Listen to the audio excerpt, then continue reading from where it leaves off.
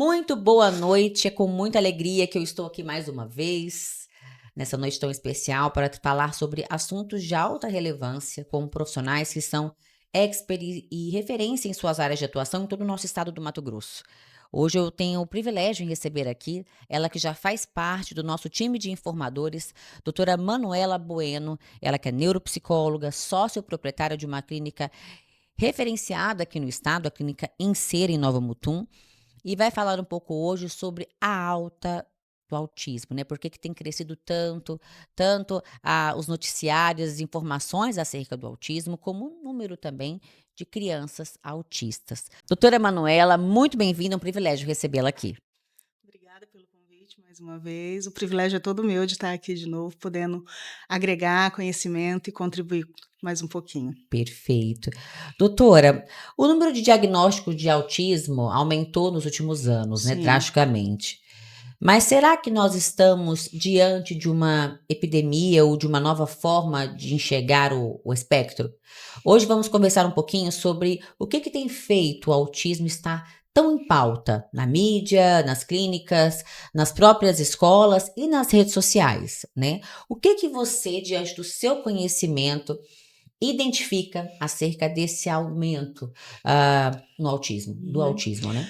Assim, Paula, o autismo ele sempre existiu, Hum. né? O primeiro diagnóstico de autismo foi feito, enfim, eu não vou lembrar agora com precisão, mas tem uns 60 anos, né? Mais ou menos. Então, assim, ele existe há muito tempo. O que acontece é que ele era escondido. Né, eles ficavam em hospitais psiquiátricos e pouco se falava.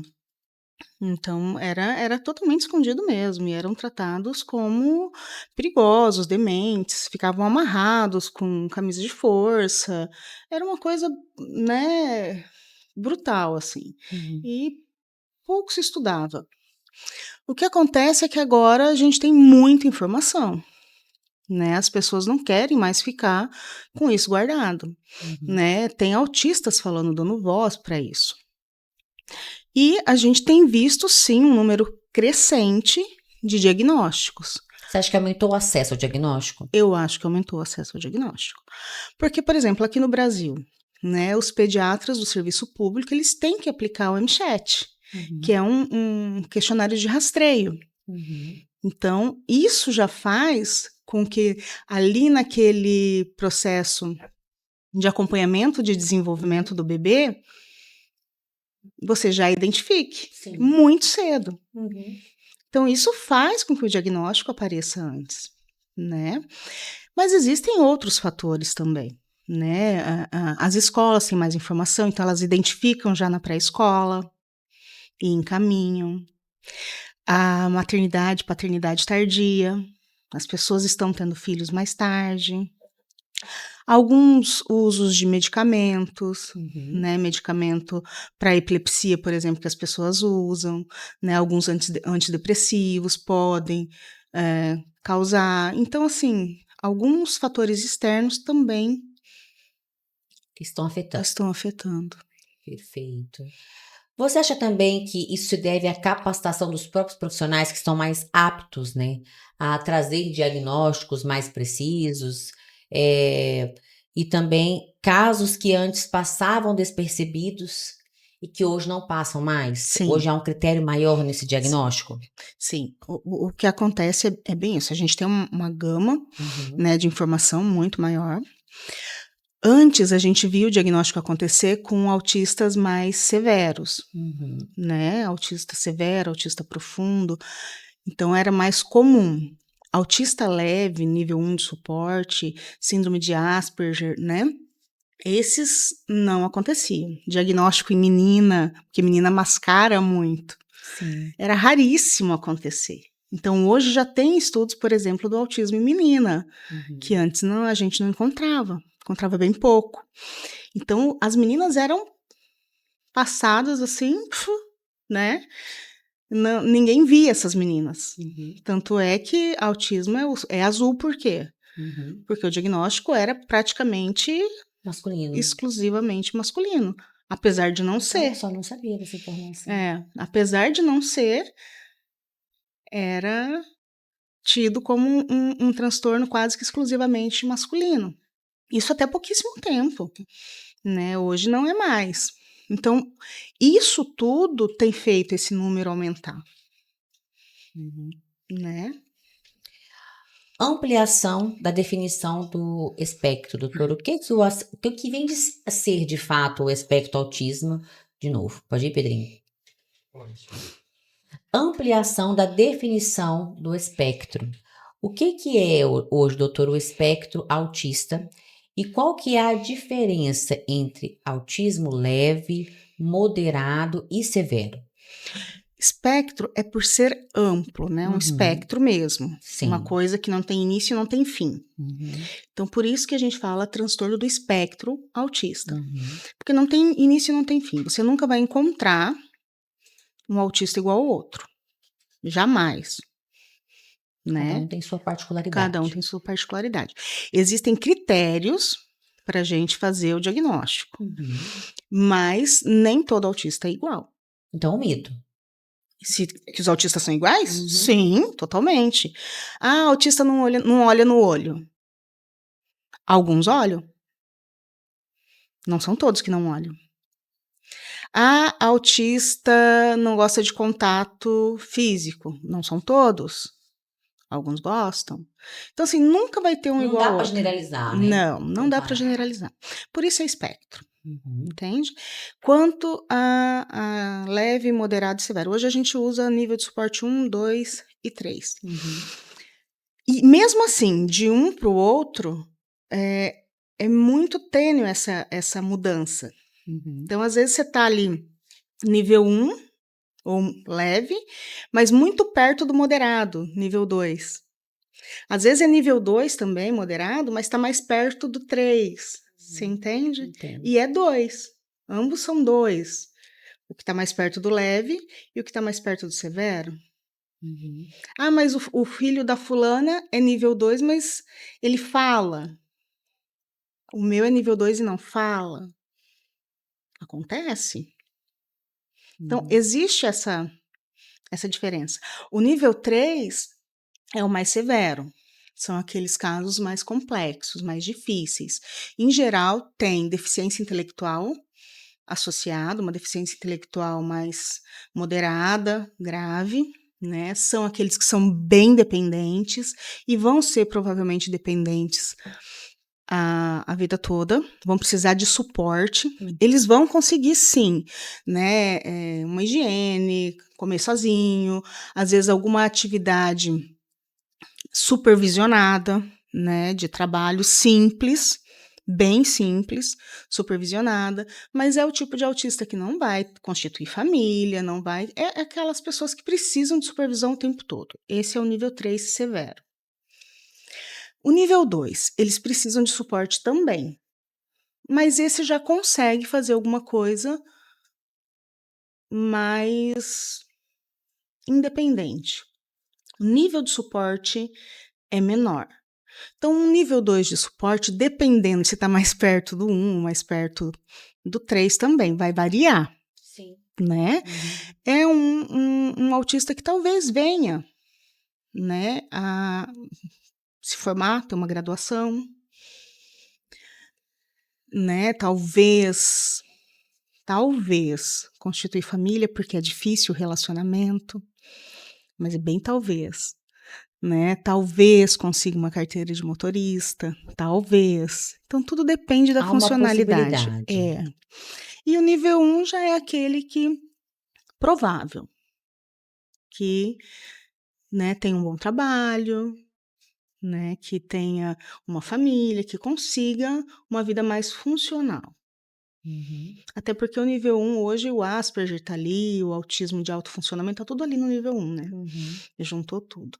Então, o nível 1 é aquele que vai ser mais funcional. O nível 1, em geral, não tem deficiência intelectual. A maioria não tem. O nível 2, alguns têm, alguns não. O nível 3 sempre tem. Sempre está associado à deficiência intelectual. A força das redes sociais e da representatividade, né?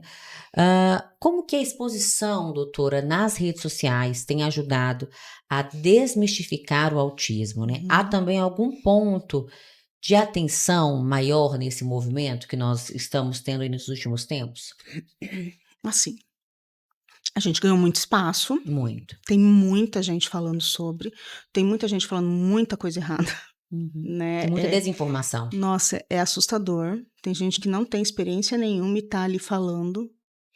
E aí você olha aquilo, você fala, de onde a pessoa tira isso, né? Eu costumo brincar, são as vozes da cabeça, né? A fonte são as vozes da cabeça da pessoa.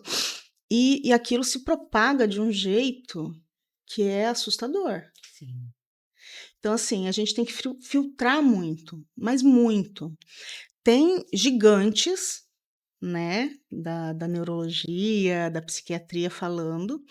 Por exemplo, o Dr. Paulo Liberaliço, que é Uma referência. maravilhoso, né? Tudo que ele fala ali você pode usar como Bíblia, porque Ele é o Papa. ele é fantástico. Ele é, no Brasil não tem igual. Tem outros aí que falam, mas falam muito mais para vender do que para qualquer outra coisa. Ele não, ele é da causa, né? Tem o Dr. Gadia também, que fala bastante, mas ele mora fora dos Estados Unidos, mas é brasileiro, que foi um dos precursores das pesquisas sobre o autismo. Ele é, nossa, maravilhoso, né? Ele é pesquisador, enfim. Então, esses a gente acredita, sabe? Os demais a gente tem que filtrar muito, muito, sabe? Porque, assim, propagam muita coisa. E aí, o que acontece é que tem muito autista falando também, né? Criança, tem os perfis de crianças que mostram o desenvolvimento e isso agrega, né? Isso faz com que os pais tenham esperança de desenvolvimento. Isso é legal, eu acho legal. Eu acho importante. E tem uns perfis de adultos que se dizem autista, né? Alguns com diagnósticos, outros só se auto-intitulam, e aí a gente tem um problema, né? Porque eu não sei até onde é, até onde não é. Alguns a gente vê que é gritante as características de fato, outros nem tanto, e aí você fala, opa, como assim? Né? Então a gente tem que filtrar muito, porque essas pessoas que talvez se auto-intitulem autistas, eles, ao invés de ajudar, acabam atrapalhando, né? Porque eles trazem umas informações um tanto equivocadas e acabam indo contra o serviço da comunidade autista, vamos dizer assim. É muita responsabilidade, É muita né, responsabilidade. doutora? Eu acho que tudo que se propaga muito corre um certo risco de banalizar-se. De banalizar. Então, o acesso à informação, ele abre portas, abre, e ele é libertador. Sim.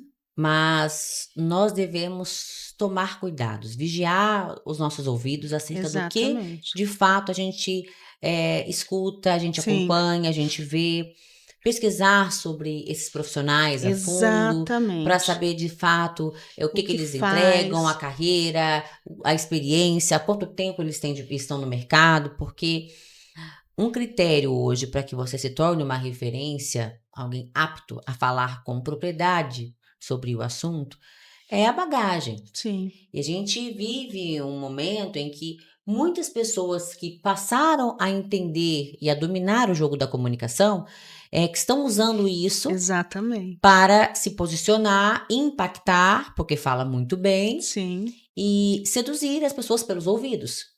E é quando você se depara com os profissionais, com a prática, você vê que não tem a bagagem, o domínio acerca daquilo. A expertise não tem. E eles conseguem falar nas câmeras, mas não conseguem manusear na prática. Isso está acontecendo muito. Muito. Mas é o que eu falo, o problema não é o barulho dos ruins. É o silêncio dos bons. Por isso que a gente se movimenta para Eu levantar. concordo com você, é verdade. A gente se movimenta, a gente adequa a agenda. É verdade. Mas a gente quer o quê? Reunir esse time, porque eu acho que dar voz a quem de fato é uma referência. Sim, Dar voz a quem entende, a quem está prestando um serviço à população, como você está fazendo agora, doutora. sim, Né? Quero até agradecê-la. Então, eu falo que é uma faca de dois gumes, né? De sim, dois lados. Então, a gente vive uma realidade muito boa, mas também existe uma realidade ruim que a gente tem que vigiar, tem que estar atento aí, sempre com o pé atrás, sim. para saber de fato o que a gente vai acolher como informação verdadeira. O que as escolas hoje, doutora, ainda precisam aprender sobre o autismo, né? E como que a gente pode ajudar nessa ponte entre a saúde e a educação? Eu vejo que há Uhum. uma distância, uma lacuna muito Sim, aberta ainda, sim. quando falamos em escola, na parte educacional das crianças autistas. Olha, é até difícil, né, a gente falar, porque assim, eu brinco, eu tenho um pouco de dó dos Uhum, professores, porque na saúde, o médico, a neuropsicóloga, o neurologista, ele vai uhum, atender um autista, ele atende uma criança. Vai sim. atender um síndrome de Down, ele atende uma criança. Se eu colocar 2, eu já não vou fazer um serviço, né, bem feito. E em sala de aula, eles colocam 30, Uhum, um de cada jeito. Aí coloca 2 autistas, mais um síndrome de Down, mais um paralisia cerebral, você tá sim. entendendo? E mais os típicos. E o professor tem que dar conta. O ideal seria que cada uma dessas crianças tivesse um professor especialista acompanhando, que é a lei. A lei diz que tem que ter, Uhum, mas o Estado fala para o professor que não, uhum, que um acompanhante dá conta de 3, 4 crianças dessas aí, de 3, 4 autistas. E não dá, uhum, porque um autista tem que ter uma criança do lado dele ali a aula toda. Um síndrome de Down tem que ter o professor auxiliar ali do lado a aula toda. uhum, Então, isso falta para as escolas, entender isso. Né? E não é um acompanhante terapêutico que vai para a sala de aula. Porque o acompanhante terapêutico, sim, é da saúde. Né? Ele vai acompanhar nas terapias, ele vai acompanhar em casa, vai dar continuidade às terapias em casa. Esse professor auxiliar, ele tem que ser um especialista, um pedagogo, um professor especialista, uhum. que vai auxiliar a criança a ficar sentadinha ali, né, a prestar atenção, a achar as coisas na apostila, a interagir com as outras crianças, ser ponte na hora do intervalo. E Uhum. isso não acontece em lugar nenhum do mundo. É E a maior aí, queixa dos pais. nossa, e aí o que acontece? Tanto no privado quanto no público. O serviço público, eles disponibilizam, né, esse professor auxiliar, mas, em geral, eles disponibilizam 1 para 2, 3. É isso que eles fazem, na maioria das vezes. E o serviço privado, eles jogam a responsabilidade para os pais. É você quem tem que pagar, quando a lei diz que não. É a escola quem tem que pagar. Né? Então, é muito complexo isso. Então, precisa primeiro entender isso. E o professor regente de sala tem que dar conta, porque a responsabilidade é dele. E aí ele tem que adaptar material, ele tem, porque tem mesmo. Tem que fazer PEI. E como que dá conta? Uhum. E o professor especialista, ele está ali para auxiliar nisso, Sim. né? E se não tem professor especialista, então que inclusão é essa? Não é inclusão. Como tem sido feito isso? É só faz de conta. Mais uma vez, É. né? Profissionais da saúde e terapias, né? Existe um protocolo ideal, doutora Manuela? O que os pais e profissionais precisam saber para fazer boas escolhas terapêuticas? Qual o critério de escolha para esses pais? O que eles devem observar tanto na clínica quanto na equipe multidisciplinar que vão acolhê-los, né, durante esse processo? Muito se fala na aba, Uhum, né? Análise do comportamento aplicada. Mas assim, de fato é muito boa para alguns uhum, casos, sim. né? Não para todos. E o que é interessante? Você procurar profissionais qualificados Uhum, com experiência naquilo. O que acontece muito? As clínicas contratam pessoas sem experiência, colocam para fazer cursinhos de 40 horas, que são cursos de extensão para os pais aprenderem a manejar os filhos, colocam esses profissionais para atender as crianças. Meu Deus. É o que mais acontece. Então, isso já é um critério de descarte. Entende? Preparo, né? Como é que uma pessoa vai atender uma criança assim? Outra coisa, terapia de meia hora. Para autista, não funciona. Não existe terapia de meia hora para criança autista. Com meia hora você não conseguiu nem manejar a criança ainda. Entendeu? Nem criar vínculo, nem fazer contato com a criança. Né? Então, terapia de meia hora é uma coisa, é um pecado. Como é que eu vou te falar? Inaceitável. Inaceitável. Porque, assim, é fazer de conta que está atendendo a criança. É fazer de conta que está fazendo alguma coisa. Não vai ter resultado. Não existe isso. E aí as clínicas, a maioria, que hoje em dia quer só dinheiro, fazem o quê? Terapias de meia hora, por um período aí. Porque autista funcional não dá dinheiro. Então, a vantagem é segurar. manter. Né? Quando era para ter aí 2, 3 anos de terapia intensiva, 2 anos de terapia intensiva, que é aquela de muitas terapias, muitas horas. Depois disso, a criança passa para manutenção, acompanhamento.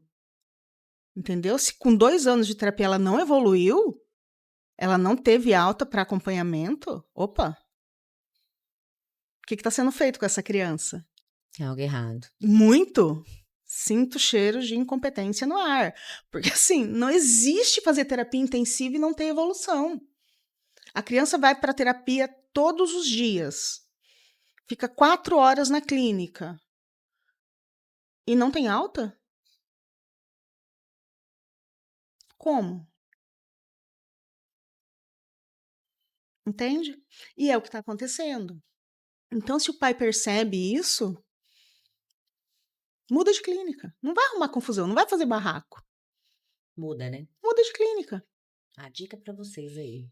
Ficarem atentos aos sinais, né? Eu falo que, infelizmente, houve uma banalização muito Muito grande. grande.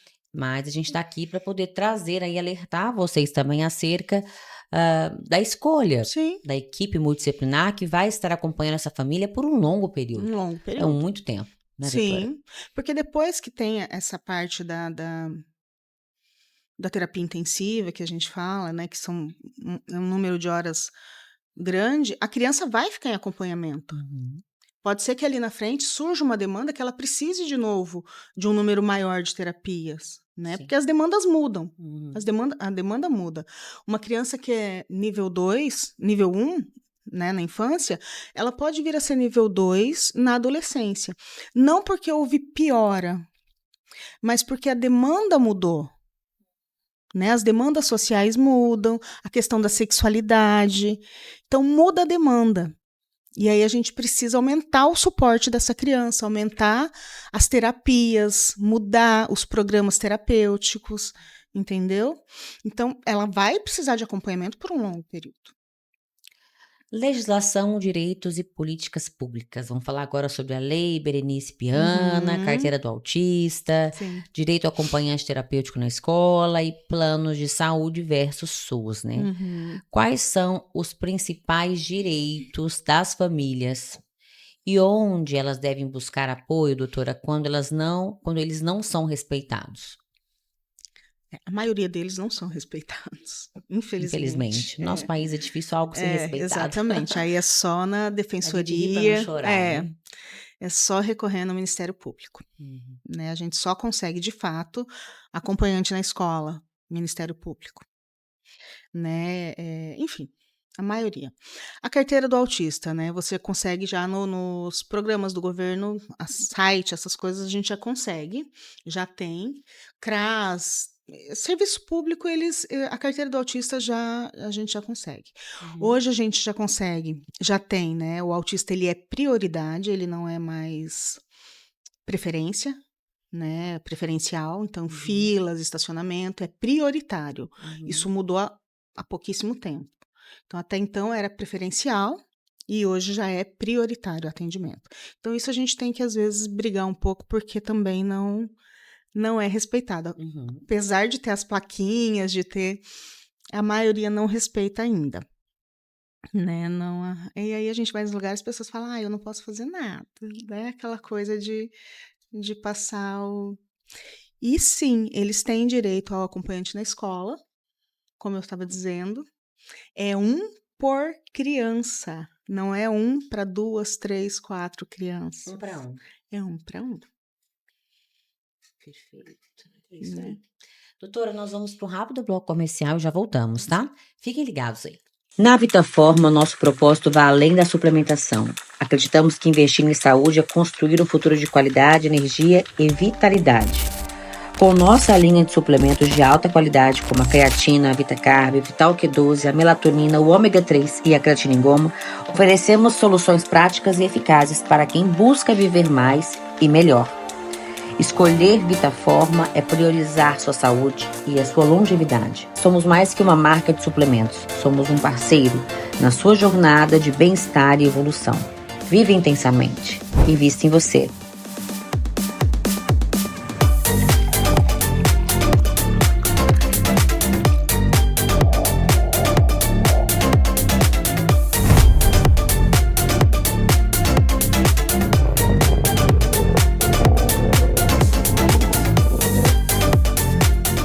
Vitaforma, uma nova forma de viver a vida. Não tem como não se curvar à potência da natureza. Além de observar, me resta sentir cada uma de suas paisagens.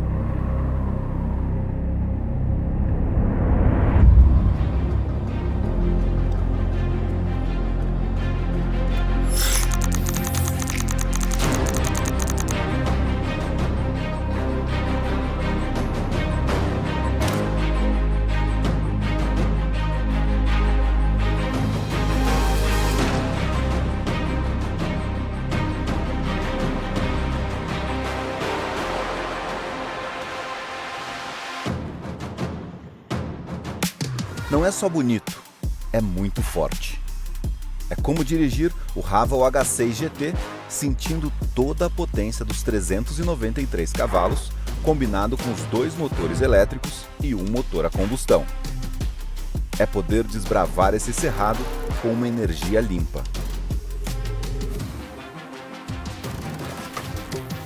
Essas construções milenares são 3 formações geológicas com milhares de anos, uma sendo construída em cima da outra, formando um cenário único. Se fosse um carro, ele uniria o esportivo ao SUV. Vocês sabem do que eu tô falando, né? Para aproveitar o melhor de tudo, basta unir o futuro com a simplicidade.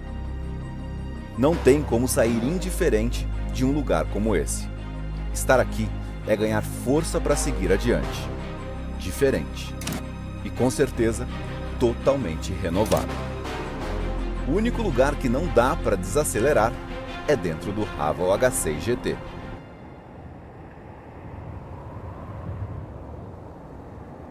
O amanhã chegou na Chapada dos Guimarães. Hello, tomorrow. Conheça a farmácia de manipulação Splendore.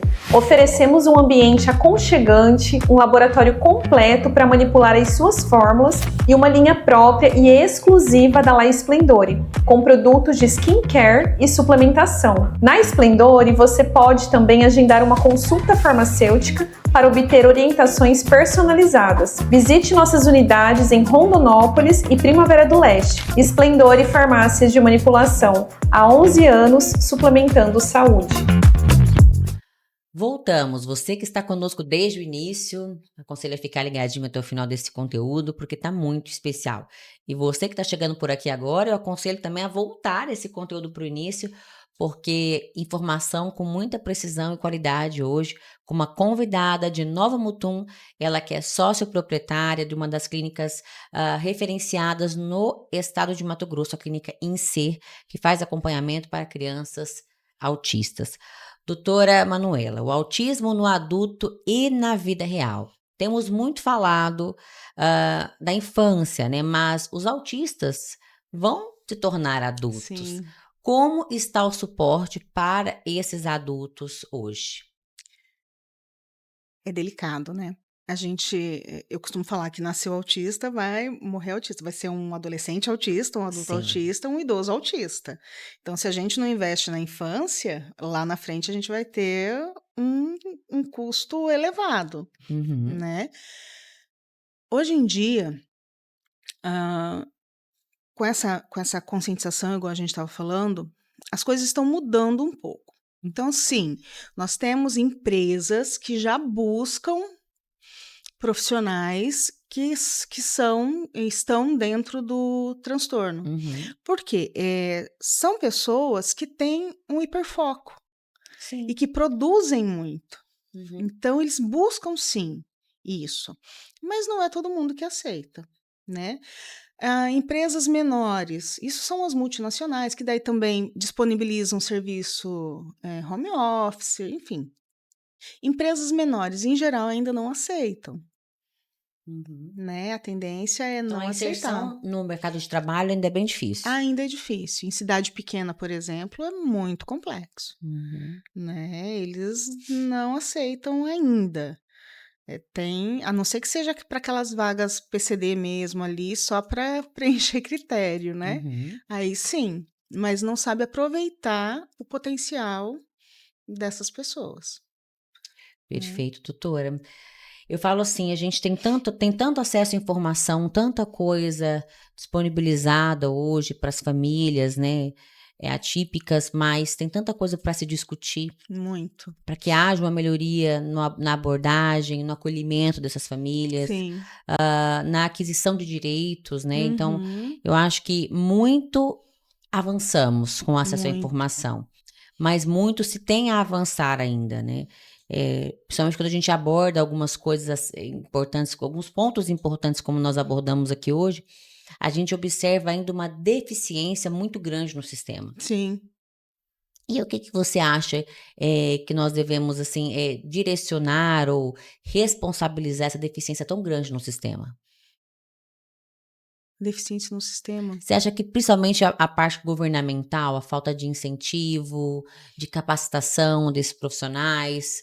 Porque eu vejo uma lacuna muito aberta hoje, tanto na aquisição de direitos do autista, Sim. quanto também na questão da educação. Eu Sim. vejo escolas ainda muito despreparadas. Sim. O que que você acha? Há uma falta ainda de acolhimento e de suporte e promoção também profissional acerca do próprio governo, incentivos para Eu acredito que sim. Eu esses acredito que sim. profissionais? Eu vou ser bem partindo do princípio, né, que o ministro falou que os pais deixam as crianças na terapia e vai passear na floresta, então aí a gente já tem uma visão do que o governo pensa a respeito. Meu Deus. Então essa é a fala do ministro. Então não tem incentivo nenhum, né? Não tem investimento nisso. O primeiro censo que fez o levantamento de autista no Brasil foi o último que teve agora. Até então a gente não sabia nem quantos autistas nós tínhamos no Brasil. Uhum. Então, se você não tem um número de autistas, como é que vai ter serviço público? Não é serviço público. Capacitação. Mas é um outro termo que eu queria usar. Uhum. Políticas públicas, Sim. né? Para uma população que não existe. Entende? Então, hoje o Brasil está enxergando os autistas, mas isso foi depois do último censo. Então, como é que você vai cobrar políticas públicas do governo se não existe essa população? Porque se não está no censo, não existe. Verdade. Entende? Por isso existe essa lacuna, por isso existe. Que o Então próprio agora a governo ainda gente olha de esquece forma muito de pequena. muito, exatamente, ignora, né? Até então era ignorado totalmente. Agora, depois de tanta movimentação, né, da comunidade autista, quem ajudou muito também foi o Marcos Mion, querendo ou não, a gente tem que tirar o chapéu. Sim. né? Quando Ele é ele um esposa, ele o militante, caso do filho, isso. né? E ele fala muito, ele corre muito. Então, assim, Levanta a bandeira. exatamente. E aí, com isso veio muito para a mídia. Então, a gente tem que tirar o chapéu para ele nesse ponto. Então, depois de muito, muito disso, aí o governo começou a dar uma olhada. Mas precisa dessas pessoas influentes, né? E aí a mídia, o Instagram, essa coisa toda da pandemia que veio todo mundo para a internet, aí que a gente começou a ter visibilidade. Até então. Então, como é que você vai ter capacitação? Como é que você vai ter informação de uma coisa que não existe? Infelizmente é isso. A gente não era visto, né? Doutora, é muito bom você perceber você aqui, né? A gente vem para uma reflexão profunda acerca de tantas Sim, mazelas ainda, né? Que a sim, gente tem que superar, enfrentar. E eu acho que isso nos motiva a trazer cada vez mais informação e levantar essa bandeira. sim. Eu vejo muitas mães, muitas famílias Uhum, desacolhidas, sim, sofrendo. Eh, eu acho que uma das formas de amenizar e de encurtar caminhos é trazendo esse acesso à informação e a alguns conhecimentos, né? sim. Adquiridos por você e acumulados nesses 25 anos de 25 anos. trajetória profissional, né? Também com a oportunidade de se tornar, de ser escolhida, né? Ser uma mãe Mãe atípica. atípica.